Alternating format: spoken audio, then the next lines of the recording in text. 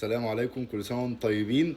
عواشركم مبروكة وعيد مبارك سعيد على الأمة الإسلامية جميعا. داخل أرد على حاجتين. أول حاجة، الناس اللي بعتالي بيقولوا لي وش هتعايد معانا السنة دي العيد في المغرب ولا هتدوز لمصر علشان ما كاينش الذبيح.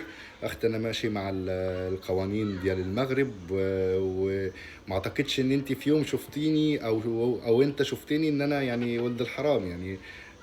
الحمد لله متربي وشبعان.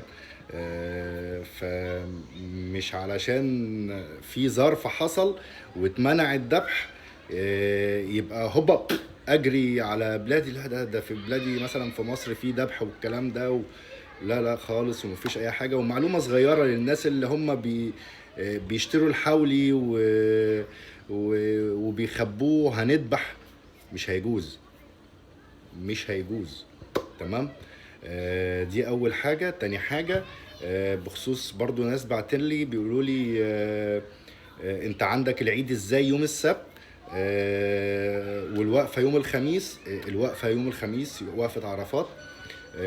انا كنت اول ما دخلت هنا المغرب ما كنتش فاهم هذه القضيه يعني. ما كنتش فاهم لان احنا من ساعه ما اتولدنا او اللي احنا عارفينه اللي هو في اي عيد، في اي عيد، عيد الصغير عيد الكبير، النهارده الوقفه يبقى بكره العيد.